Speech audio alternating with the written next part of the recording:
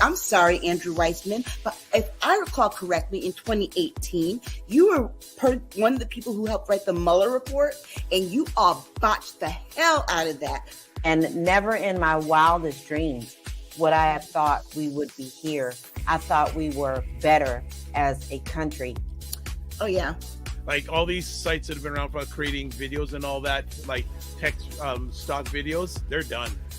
But that's why Canva was one of the first to get into doing AI. What is up, everybody? It's Dr. Vibe here, host and producer of the award-winning Dr. Vibe Show, the home of Epic Conversations, and I'm the host of Epic Conversations, 2020 Best Podcast News Award winner, 2018 Innovation Award winner given out by the Canadian Ethnic Media Association. I also co-host and co-produce the only online show in the world for dads and fathers. It's sponsored by Dove Men Plus Care. And being part of that team since 2020, we've reached out directly and indirectly to over 300,000 dads, fathers, and male caregivers. I am also a featured contributor to a platform called Indie Soup Media, which is driven by our good friend, Dr. Tachi. And that is a platform that has about 27 now independent content creators. And I also sit on the advisory board. So check out replays. This is one of the places you can check out replays of this epic conversation called Primetime Saturday with Aisha and Lala. So let's get to it. So first things first, Polytrix. 45 says, quote, he's worked hand in hand with Black people. Okay, so I didn't use imagination. Look, I didn't put on a whole lot of makeup tonight because some of our topics are going to get heavy. But this was just me. This was just I had like put on clown makeup because, dude, you tried to get the exonerated 5 executed even after DNA proved they were not guilty. Yeah. And still stands by that today, guys. It still stands by it, as does the victim in that case, unfortunately. But dude, still stands by this. You work hand in hand with Black people to give them a hand into jail. That's what I'm saying. I don't even have any words the for redlining, dude. The redlining, the suits from the 70s and the 80s. From you, remember he wanted to have that housing, that Trump Tower have houses for low income people, but there had to be a colored entrance for the poor people in the back of the building. Dude, he's never changed. He's always been that way from the very beginning. He's never, ever going to back down on anything that he says. We know how ridiculous he and we know that he lies constantly. And he honestly needs to be in a mental hospital because he's really that twisted. And I say that with all seriousness. There is something wrong with that man. And people are putting him on pedestals and anything that he says is gold. And it's so clear that he's such a liar and he's such a racist. And we are in trouble, America. We've been in trouble. But the fact that you even still want someone like that in office shows me that we are going all the way down to the county. You know how they say hit rock bottom? We ain't hit rock bottom yet. And let me tell you something about those 4 guys that showed up in the same suits and the red ties. Let me tell you something. I looked at them on TV and was running away from the TV like they were Jehovah's Witnesses at my door. Because honestly, Donald Trump in the 4 treasons, up here looking like the Stepford Sons. Yeah. Yeah. I don't know what was wrong with them. It's really quite sickening. The it's things like, what are you? 5th grade, 10th grade, 5th grade, 6th grade girls? Shoot, yeah. I haven't dressed the same as someone like that except when my daughter was 2. We had a matching outfit for a picture. But like that, deciding what we're going to wear. Me and my sisters, my mother used to dress the 3 of us in the same outfits in different colors, and I hated it. But no, we got to get that Trump black suit that's not quite black, but it's not quite gray either, and the red tie. And like, Vivek, you aren't even part of the team.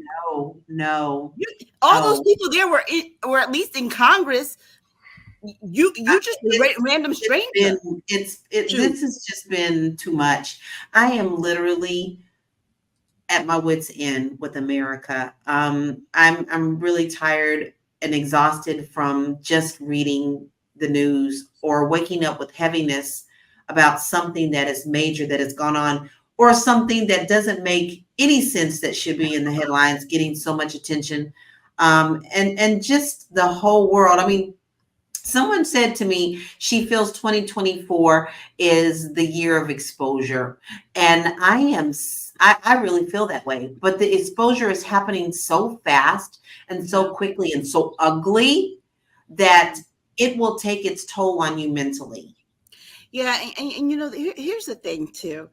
We're going to talk about Joe Biden in a minute, and people are like, oh, with the Trump wants people so badly to believe that Joe Biden is the problem, and that Joe Biden has cognitive, like Lauren Boebert said, cognitive dissonance. Mind you, I don't even think she knows what cognitive dissonance is. Like I said, I have a master's degree in clinical psychology. Cognitive dissonance has absolutely nothing to do with you being able to understand cognitive things. Okay, anyway, aside from that point, people are all up in arms about, Joe Biden going to Morehouse and the speech he's going to give tomorrow. Mind you, he will not be the first president to give a speech at a HBCU.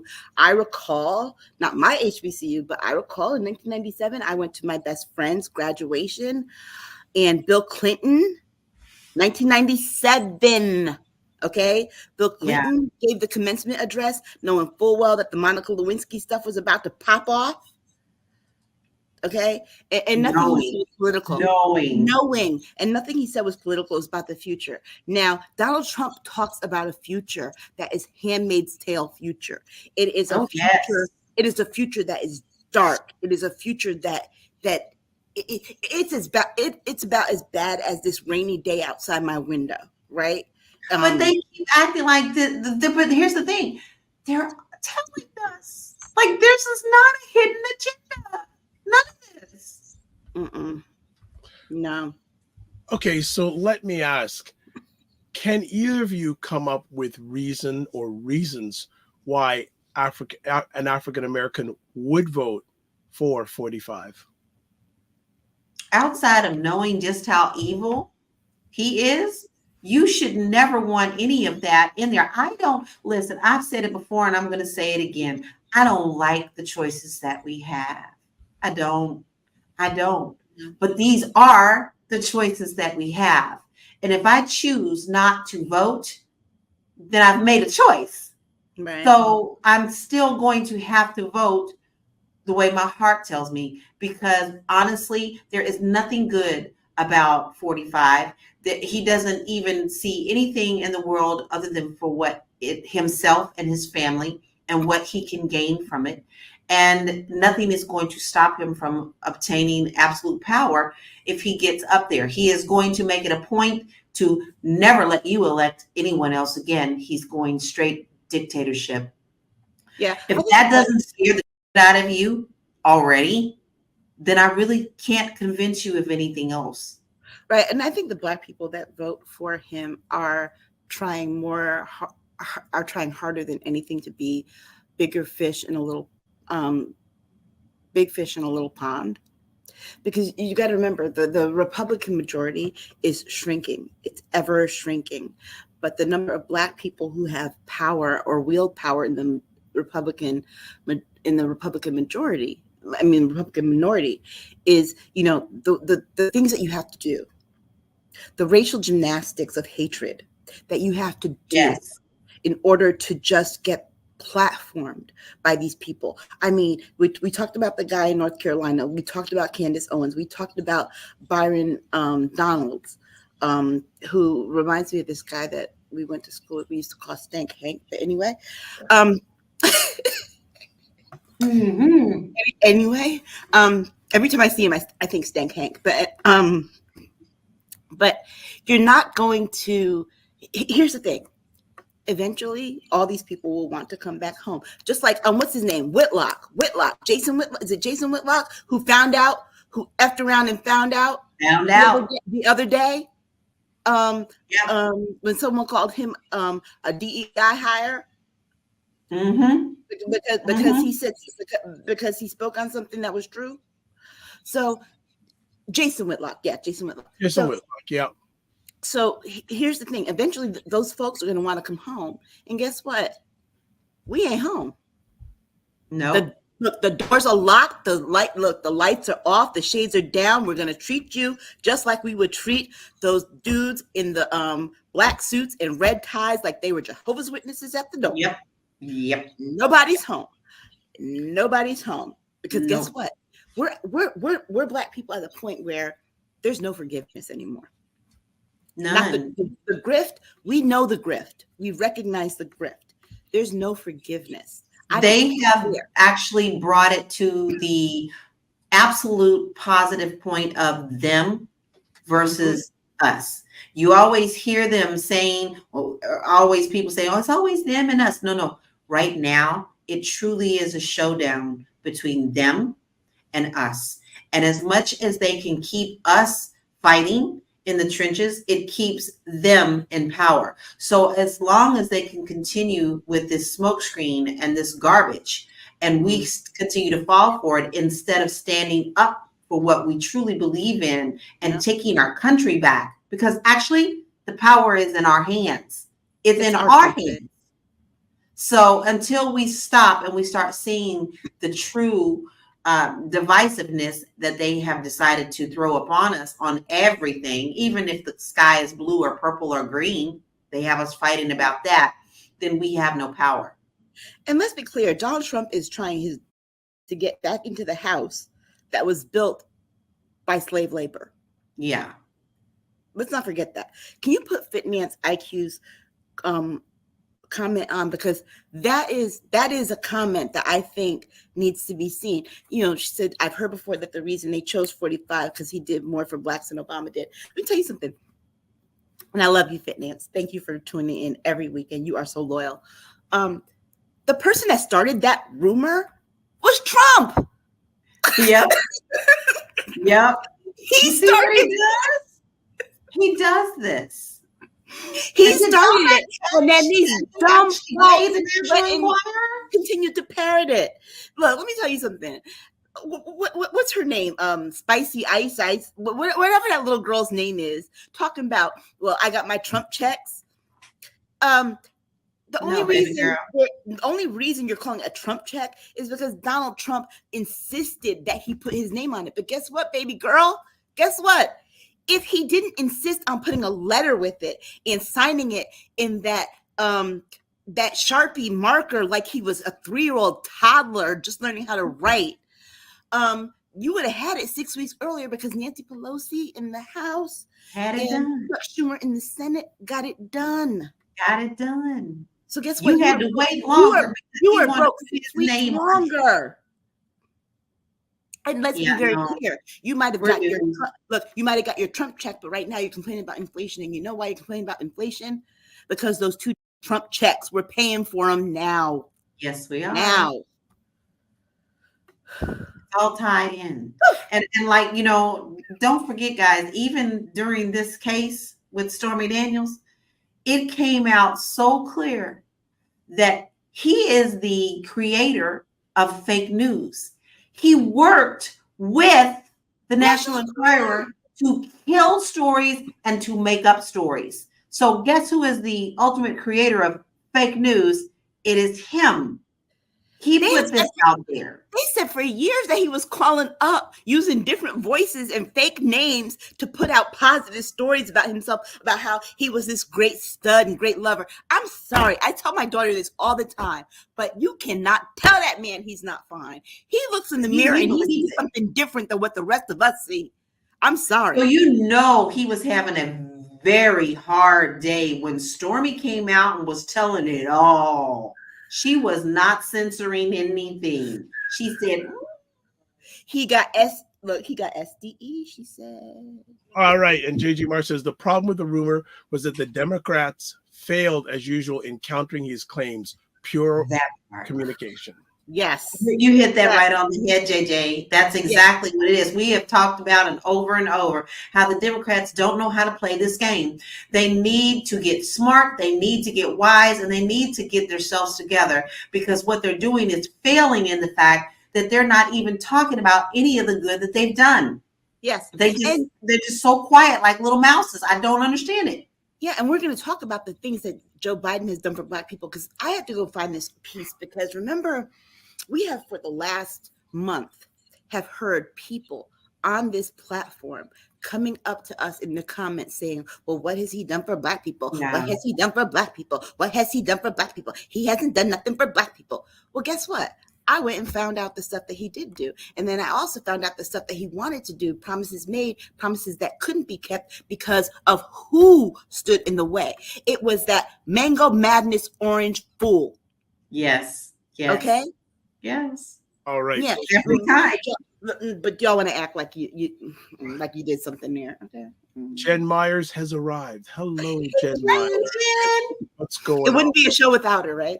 True. That's right. She hasn't missed, I don't think, Jen, since we started. She's missed a few because she's been Just a sick. few. That's the only time. Oh, I don't think been she's showing missed up more since than 10. 2017.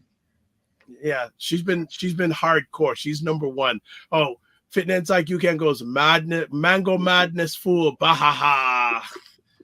Regina's in the house. I think they should start taking the low road. I actually enjoyed Crockett's cracking on. We're gonna get to that. We're gonna get to that. We're gonna get to that, Regina. We're gonna get to that. We're gonna get to that. This is Regina, you know, we were gonna have that on the show today. Body, I swear to God. Okay, hold your energy. Hold your energy. Hold your energy. Okay. All right. So, why I knew someone was gonna break up the party. You're a party crasher, Regina. You're a official party crasher. All right. So we talked. So again, but it seems that a number of African Americans either going to support 45 or they're not going to vote at all. Well, let me tell you something. Here's what Donald Trump has done for Black people. I'm going to be very clear, very honest, and very transparent. Not a thing. Nope. Wow. But that's the truth. It's the truth. Wow. So y'all can waste your vote by voting third party and not voting for him or not voting period. But I refuse to waste my vote, because the one thing that and I want to mention this too, because guess what? Y'all are marching us forward into Project 2025 willingly, because one of the things I shared that I want to make sure to mention, it occurred to me because I forgot about it, was that the president of Malawi had somebody put in prison for making a meme, a video meme, TikTok video of him dancing. Yes. He sent them to prison because it offended him and it hurt his little tiny little feelings.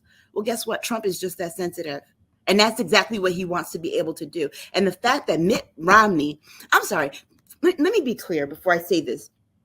Mitt Romney has no purview for giving presidential election advice to Joe Biden when he lost to Joe Biden. Thank you. On the ticket with Barack Obama. Thank you. Look, him or Trump have no purview for giving advice to Joe Biden on how to run a campaign when they both lost to this man. Okay? Yeah. Okay? Yeah. But Mitt Romney talking about, oh, well, if I was Joe Biden, I would have just pardoned him. Guess what? That's why you weren't elected president. And that's why your team didn't want to hurt your little feelings and tell you that you were losing by a landslide because you got clocked. Thinking that he won. He showed up with his little, acceptance speech, and he lost by what? Was it 20, 30? Something like that. Yeah. He lost almost as bad as John McCain did. Yeah. But at least John McCain had honor. Because look, I don't even think John McCain voted for John McCain. With Sarah Palin on the ticket. If Nicole Wallace, who was running the campaign, couldn't vote that year, I seriously doubt John McCain. John McCain was looking at Barack Obama like, I think I might vote for him. I know it. I know Joe Biden. I know him on the trail. Look, I was in the Senate with both of them. I know them. I don't know that strange lady and her pregnant teenage daughter that we're trying to normalize. That part. Let's move forward. Oh, Regina is laughing and celebrating with the commentary going on. Okay, so we've talked about one side of the coin. Let's get to the other side of the coin. Has President Biden kept his campaign promises to Black Americans? The answer is complicated. Yes. Aisha? Well, JJ Marsh says we get Hip Hop Day, Juneteenth, but no real domestic policy. Actually, if you could put the link up for the article, that particular article, yeah, I'll get. We actually got a lot more than what people think. The problem again is the messaging. We have a DNC that has had two really bad leaders in terms of how they spit out the narrative. But this article, it says it's a challenge, but here are the things that he did. And so one of the first things that they talked about in this piece is that one of the promises made was that he promised, mind you, he got a 6.3% unemployment rate. And a lot of the Black unemployment was 9.2%, which was above that national average. And what Joe Biden did was then he did another economic stimulus package of $1,400 checks to help bring that down. But he also opened up a whole lot of jobs with the rescue plan, right? And gave 7.2 million jobs, plus an additional 4 million with the rescue plan. And the Black unemployment rate has lowered to the lowest it's ever been under Joe Biden. Under Joe Biden, the national unemployment rate is 3.9%. We went from a 9.2% unemployment, Black unemployment, under Trump and other presidents. Under Joe Biden, it went down to 5.6%. So while it's still higher than the national average, it's lower than what it was. And so we can't say that is something that hasn't been done for Black people, okay? Because he specifically made sure that a lot of those jobs, particularly those jobs, those recovery rescue jobs and the CHIPS Act. Don't forget the CHIPS Act. And those jobs went to minority serving communities, okay? Specifically Black and brown communities.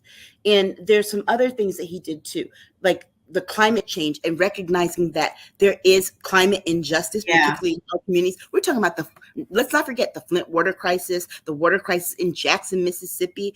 Remember, the governor decided he was going to take over the thing from the mayor so that he could keep Black people in Jackson still struggling for water. Okay? Yes. But we don't want to talk about that, right? But what Joe Biden did was that he tried to increase the number of climate-friendly jobs. He put forth a $2 trillion plan that would help do that would improve water systems in places like Jackson, in Flint. And guess what? That $2 trillion package never got approved in the House because of the Republicans. Thank you. Let's be very clear. The people in Flint still have poor water. The people in Jackson still have crappy water because Republicans don't want them to be healthy. Okay? No. So I encourage you to read this piece. It's in Capital B News, and they list point by point all the promises he made that were going to help the Black population specifically, and what his progress has been, but also what the roadblocks are. And what you're going to find out is that those roadblocks got MAGA written all over them. Yep. They will not let anything pass, guys. I mean, they just won't. Everything like Lala said, they don't want us to have a thing. Right. Right. Exactly.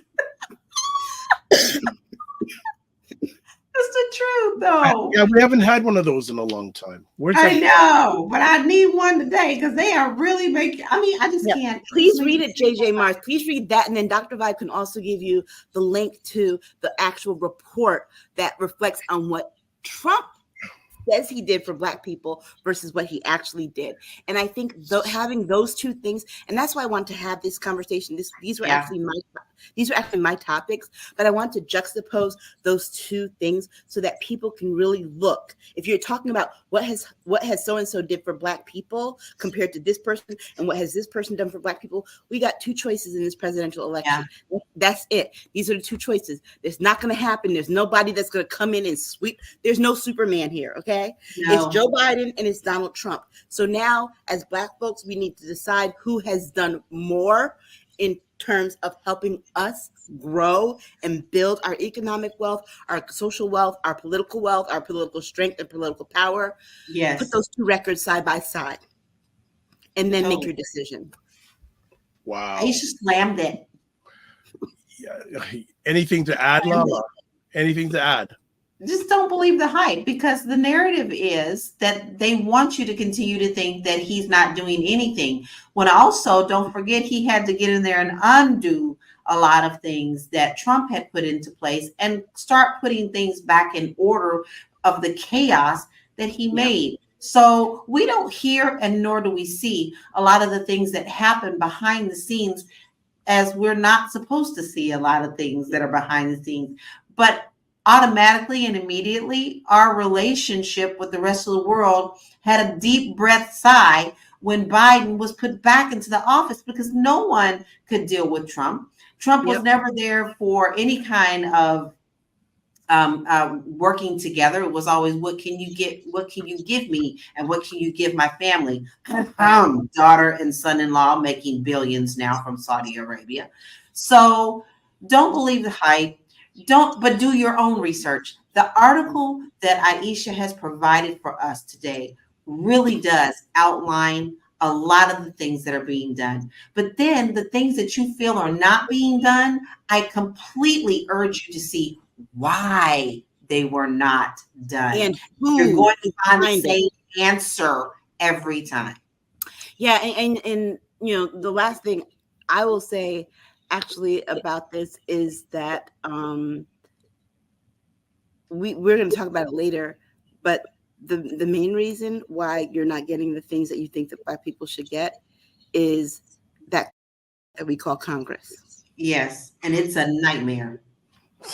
It has absolutely nothing to do with Joe Biden. It's Congress. It's the kindergarten Congress, okay? Kindergarten Congress. She nailed it. Regina says she's dog tired. Many 20-year-olds running around in my house this weekend, taking a chill session with y'all.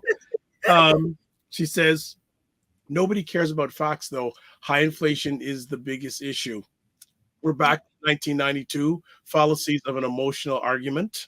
Yes. And that whole thing is that, remember, not only that, but remember, $700 billion went to tax cuts for the rich. We're paying that for it. Is with a B. Right.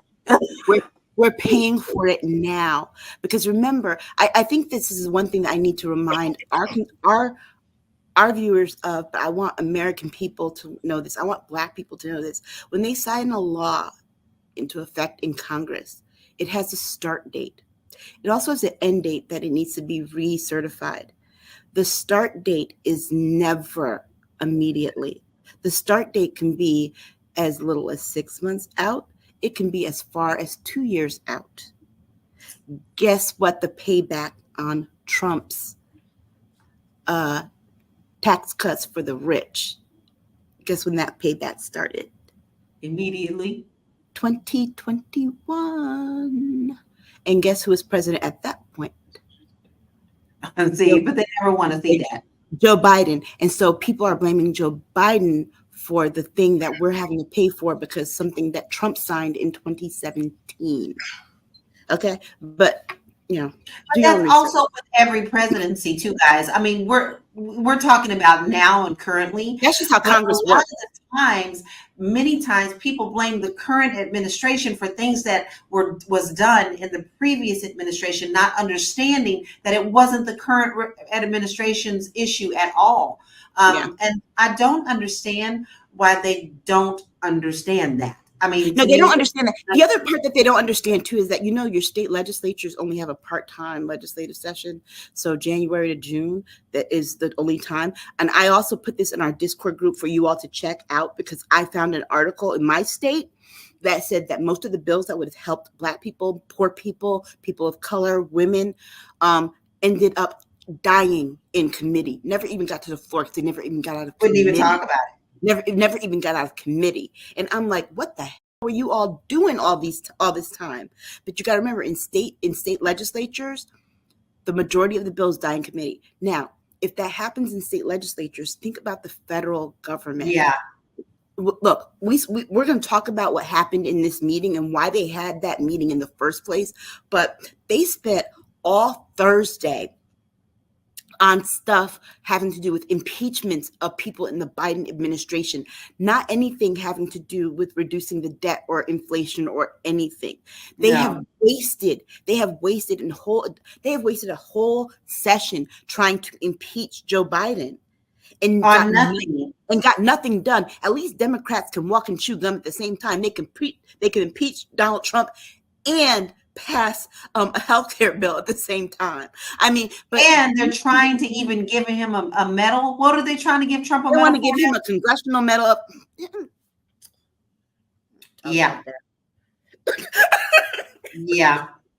So we'll talk about that after, because a couple people got dropped on the head. I may have gotten kicked in the head, but all right. JJ Mar says, I'll read it. For those who are watching on replay on most platforms, I have sent the link for both articles about achievements of Biden and then what has 45 done for African Americans. So the links are there. Look in your comment section. I've sent the links for both conversation pieces. Next up, we've got, Sylvia asks, why is there a need to prove that the Republican Party in 45 when it's right? I guess they're jokes right in front of, right when it's right in our faces. Exactly, Sylvia. I ask myself. Yeah, Sylvia, I'm on you with that one. I ask myself that question every day. It's right there. It's right there. The fact that they canceled a vote in a meeting and rescheduled it for 8 p.m. so that they could go and show up to a courthouse and violate the gag order on Donald Trump's behalf tells you that these are very unserious people. Yeah, it's all a big joke from them. All a huge joke.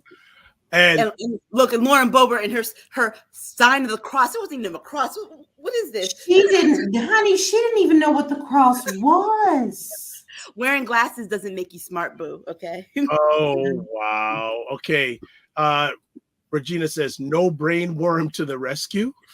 Unfortunately, no. And I really think all right. We are going to do a TO. That's not Terrell Owens, but a timeout.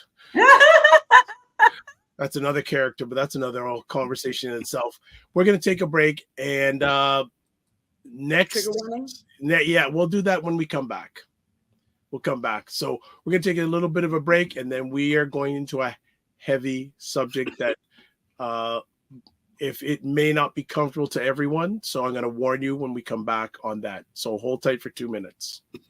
And that's what I feel like. You feel like you're the Harriet Tubman of the mind. I am. I feel like I'm I'm one of the Harriet Tubmans of intelligent Black people. Like, I want to liberate y'all from like being left behind and ignored and oblivion. No, really, the rappers get all the attention.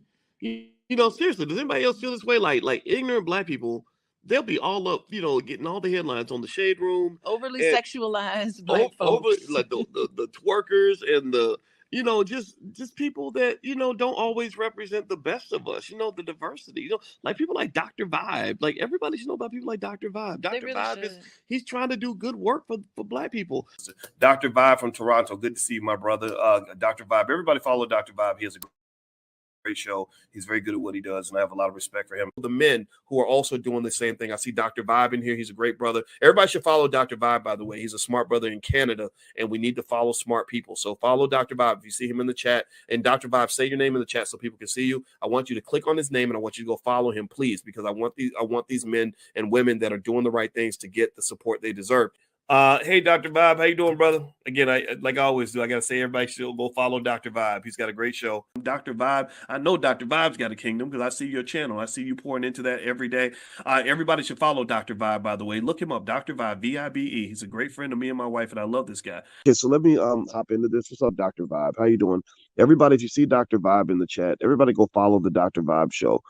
Dr. Bob is a real smart brother and a good human being. I like the guy a lot, and he's very intelligent. And I think everyone should pay attention to what he's got going on.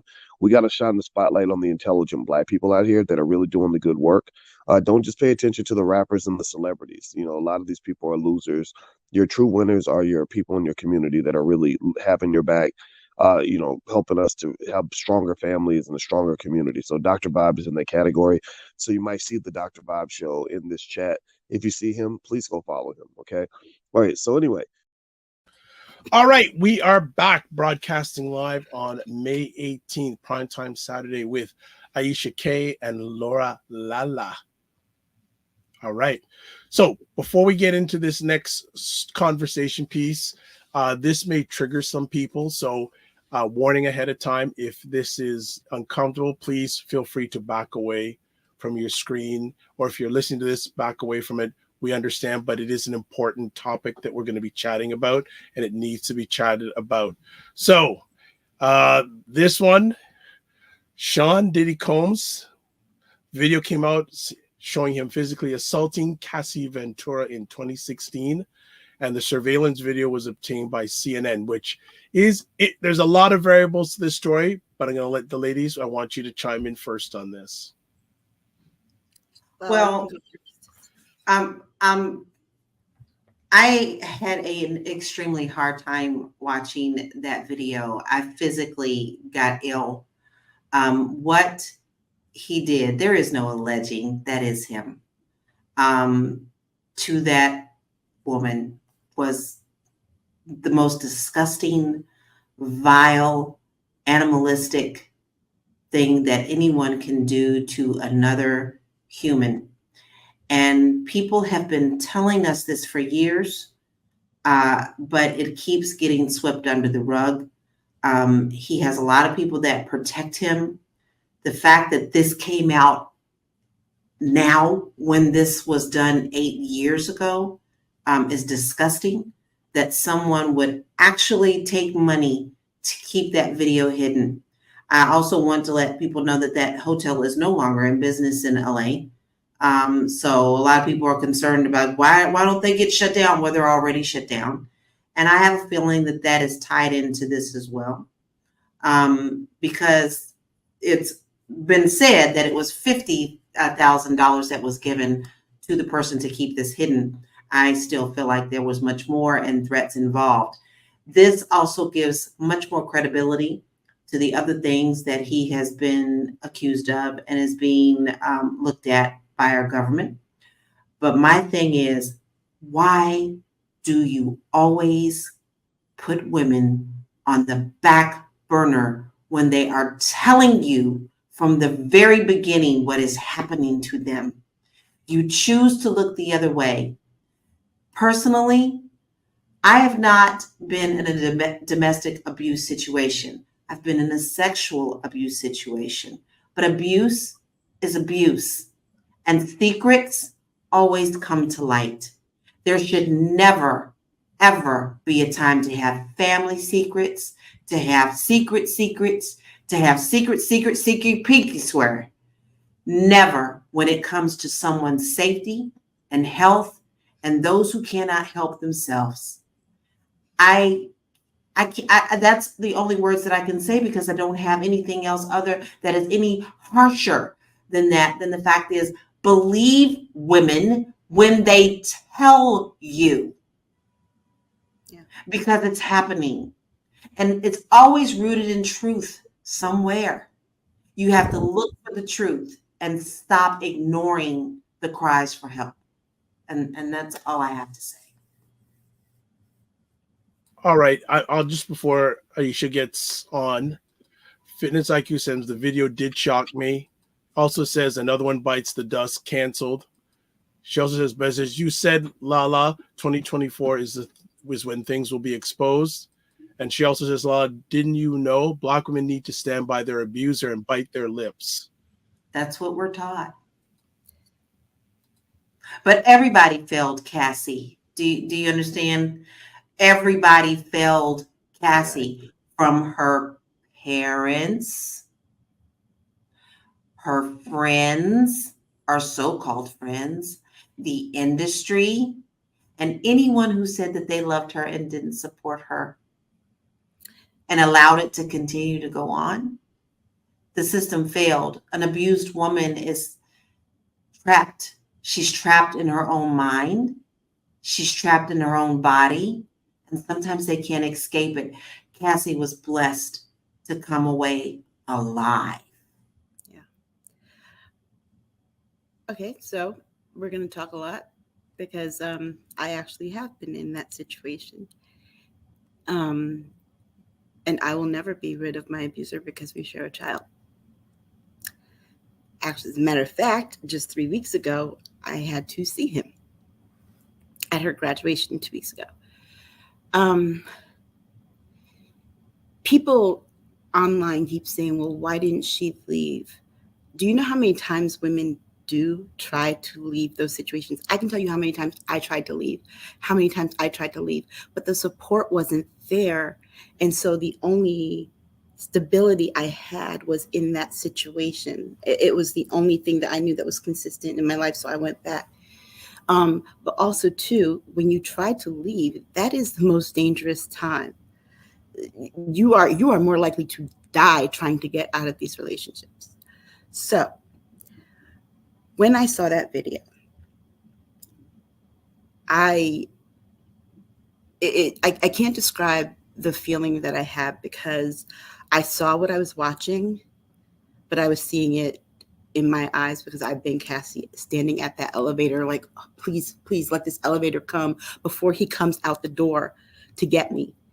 And I saw what he did to her. And, in 2001, I can't tell you what we were fighting about. We fought about everything. But my daughter's father, I was trying to leave.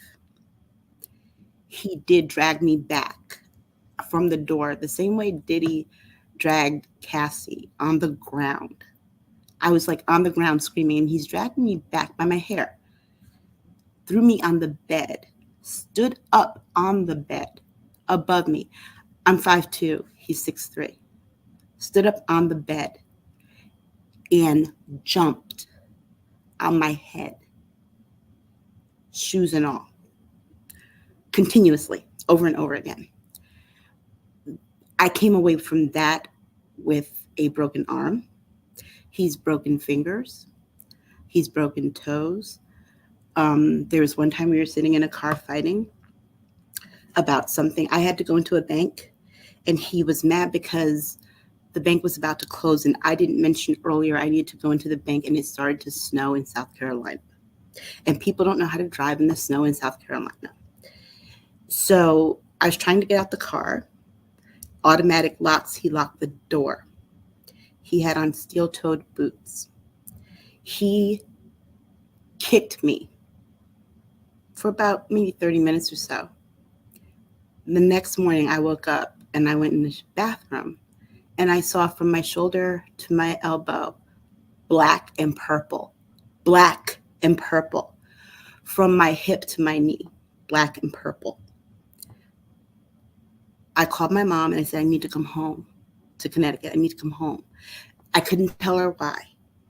I'd seen domestic violence growing up, so I couldn't tell my mother why. I didn't want to tell her why. I was embarrassed. College degree, graduate degree. I'm embarrassed that I let my boyfriend do this to me, and I'm still here. Good job, everything, and I'm just embarrassed. So I go home. I didn't tell anyone. I'm wearing long sleeves. It's May.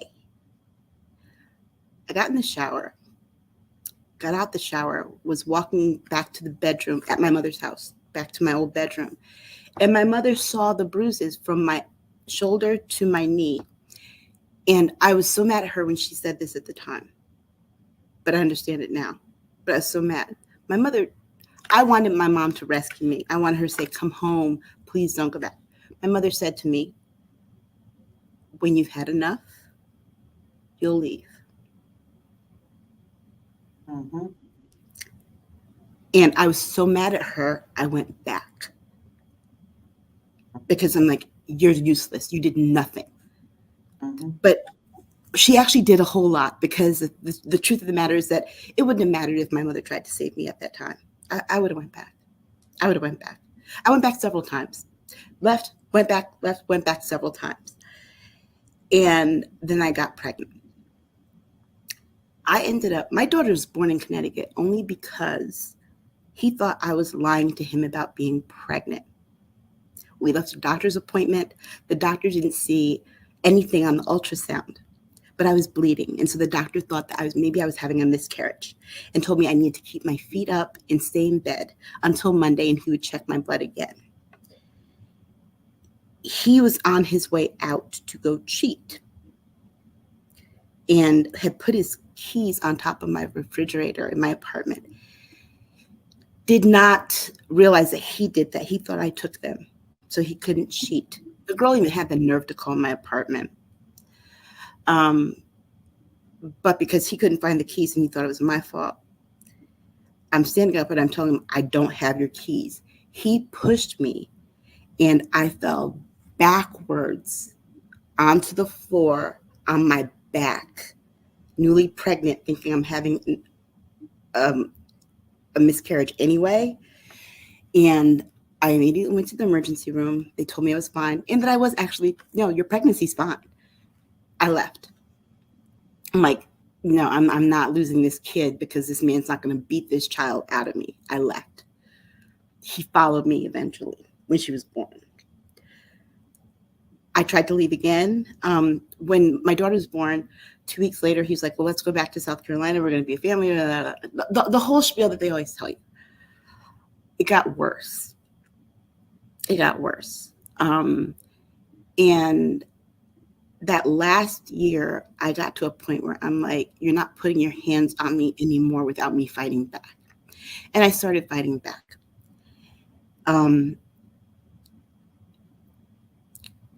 There was one time when we were fighting. This is before that last year, but we were fighting, and he was hitting me, and I grabbed his tie. He had a bow tie. He used to wear bow ties. He wears bow ties a lot. He actually wore a bow tie to this graduation the other day, and I was so sick looking at it. But I grabbed the bow tie and pulled it tight, and could see that he was struggling to breathe. I just wanted him to let go of me. And he was struggling to breathe. And then the baby cried. So I let go of the bow tie. And I've always wondered to myself, what if she didn't cry? Would I have let go? But what made me say enough was enough. I mean, he's had us in the car with me and the baby in the car, my daughter in the car, in the garage with the car running. Like, oh, all three of us are gonna die.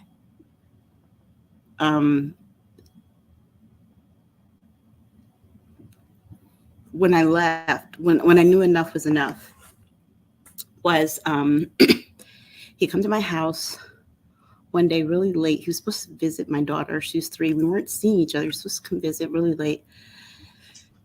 And he was bringing me an insurance card for my daughter. I reached down. He threw it at me. The car window down, threw it at me. So I reached down into the window to get the card off the floor.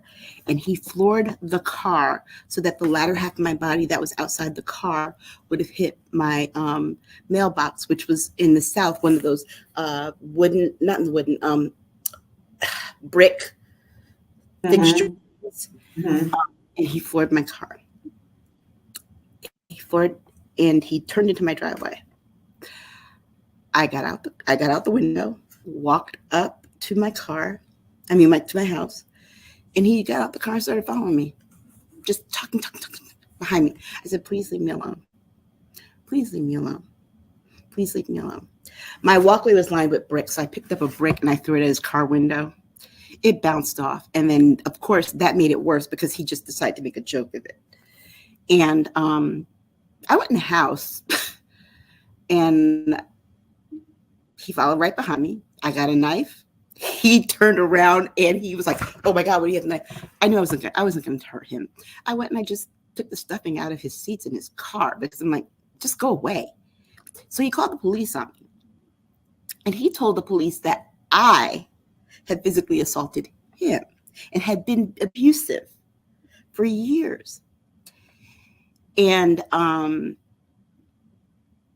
that's when that was when I knew. I called one of my friends and said, "I'm leaving my debit card under the mat here. You might have to come pick up Maya, but I'm definitely gonna need to be bailed out of jail because this cop is sitting in my face telling me I should be thankful that he called the police to stop me from doing something dangerous. I should be thankful." Meanwhile, and Dr. Vibe, you can show those pictures now. This is what was on my body. Okay, just give me a second to get to that. I actually allowed Dr. Vibe to show pictures of what was left on my body that time. Hopefully he can get it. Hopefully I can. Give me a second here, screen. But they are bruises. And one of those bruises that you see, actually several of those bruises that you see are actual fingerprints. Those are his fingerprints in my skin. His fingerprints in my skin. And if one of them I actually enlarged enough, you can actually see the spirals in his fingerprints in my bruise. So I hear what you're saying, JJ Mars, and that people better judgment is necessary when picking a mate. Let me tell you something. Men are very good at pretending to be something different than who they are. You don't always know who a person is until you don't know who a person is until they actually show you. And in the beginning of a relationship, people don't always show you. For example, I didn't know this until months later. We'd already been living in close proximity at this point. So there was that. I was afraid to leave my apartment. Let me tell you something. We've had a contentious relationship ever since. We've been co-parenting since 2005. Most of the parenting part has been left on my doorstep, and I don't mind it at all. But I will tell you, when my daughter graduated and she was inviting her dad, she's like, "Well, I invited my dad." I was fine with it because her relationship with her father is her relationship with her father. It has nothing to do with me. My relationship with him is different. So I don't stand in the way of that. But I can tell you that when I saw him and he tried to hug me, first of all, he called my sisters by, and this is what abusers do. He called my sisters by their names. He called my mom by her name. When he said hi to me, he said, "Hi, miss." And then he tried to hug me and my body went so rigid. My sister saw it, my mother saw it. So I know that he felt it and I know that his mother saw it. I just didn't want my daughter to see it. And thankfully, when that happened, she was down with the rest of the graduates. But the tension that I felt, knowing I'm going to have grandchildren with this dude and I'm still going to have to see him. I try very hard to not forget, but put a lot of what happened in the past. But I'm going to tell you something. I didn't start having seizures for no reason. Well, Aisha, I didn't know before we came on live tonight that you would go in like this. I want to bless you first for sharing your experience with the audience. I want to bless you also for still being alive. Yeah. And in the end, that was the main goal. And that was the thing that kept me going the whole time. I need to be alive to take care of my daughter because there was no one else who was going to. And I sure wasn't going to let him do to her what he did to me. Wow. Wow. Lala, I honestly, you never say that you would hurt someone, but I would have harmed him if he tried that. There was actually one time when we were back and forth, and we were at my dad. My daughter. He had my daughter over the weekend with his parents. Brought her back to my dad's house. I was at my dad's house, and he was just mad at me for no reason. I don't even know what he was mad about. We weren't even talking at that point. But I think that this was the point where he had gotten another woman pregnant and didn't want me to know about it.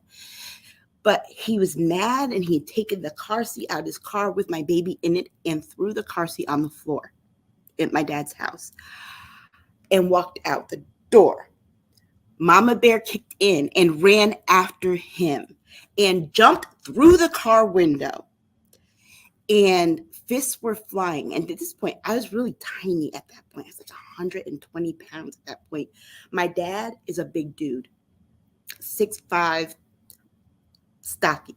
My uncle, who happened to drive up just as this was going on, 6'7", big built guy. It took both of them to pull me off of this man. And then he called my dad and said, I don't know, your daughter just went crazy. She all of a sudden hit me with this Muhammad Ali 1-2 punch combo. And oh my God, she lost her mind. Something's wrong with her. You need to put her in the hospital. And my father said to him, okay, hung up the phone and looked at me and said, you handled business. That was probably the only time I got from anyone in my life that I did what I needed to do in that situation.